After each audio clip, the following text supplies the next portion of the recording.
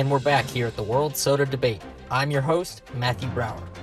I'm here with our guests Rachel, Justin, Mike, and Camilo. The next question we have today: how is the performance and market acceptance of Pepsi Next likely to impact the overall brand equity of Pepsi? Should PepsiCo have launched this product under a new brand instead? Trop 50 has vitamin C and G2 has electrolytes. Pepsi Next has no nutritional benefits even with reduced calories. It is empty calories because the only nutrient in the soda is sugar. Pepsi Next did not properly fit into any of PepsiCo's emphasis of brands. Pepsi Next was reduced sugar, so it did not fall into fun for you like Pepsi does, and it is not better for you like Pepsi Max and Diet Pepsi because of the calories from the sugar.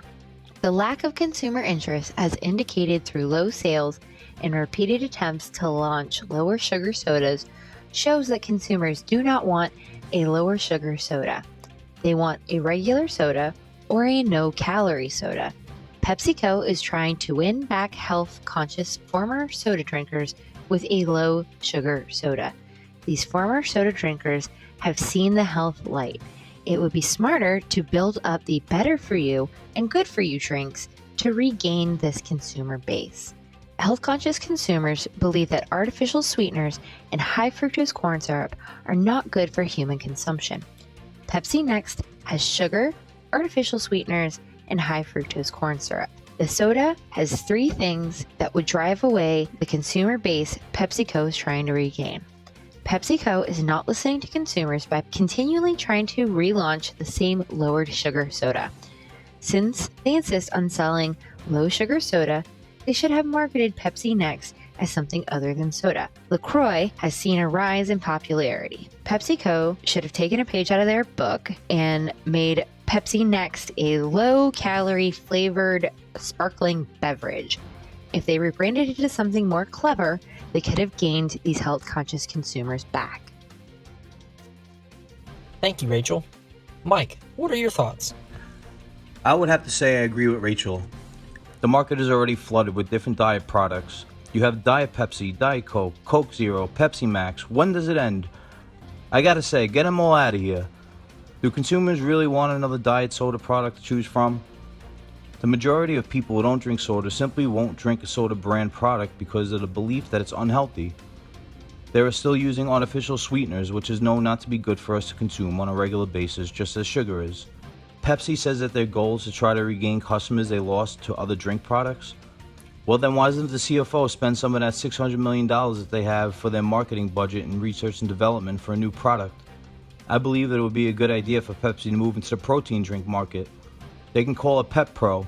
See how easy that was? Pepsi, you should hire me as your chief innovator. The health and fitness industry is consistently growing, and we should take advantage of the market by starting a new Pepsi brand. The numbers back up my statement, as Pepsi Max's market share decreased by 0.6%, and the CEO says that they're experiencing weak sales reports. Do something different, Pepsi. Pep Pro. Pep Pro. Interesting. How about you, Justin? Well, Michael, I would have to say I disagree. Pepsi is one of the strongest brand names in the world. In fact, Forbes magazine ranks them as the 29th most popular name brand worldwide. They're valued at $18.8 billion.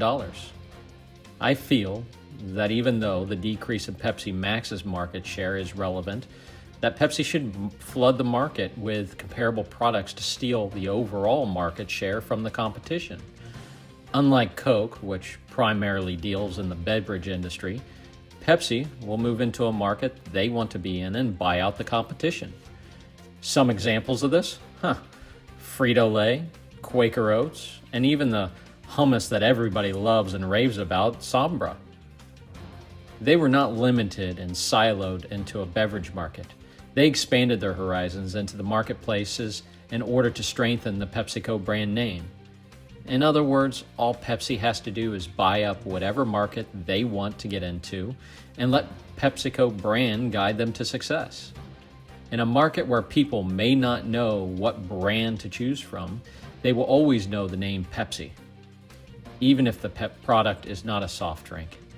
This is where Pepsi is smarter than Coke, as they are aware of who they are as a brand and know that the future generations are very health conscious And even though the soft drink may have reduced sugar and is healthier, people will still associate it with an older soft drink Pepsi used to make.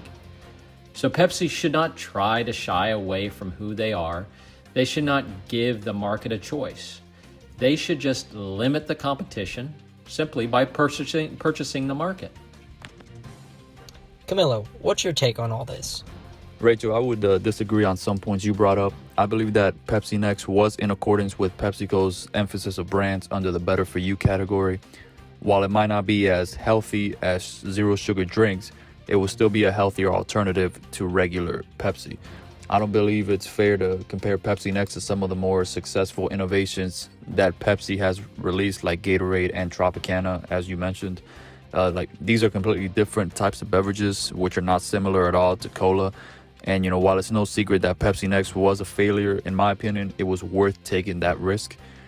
Businesses constantly have to take risks and put out new innovative ideas to the public, knowing the fact that most of them will fail, and the reward of just one becoming a huge success will outweigh those risks and those losses taken from the others.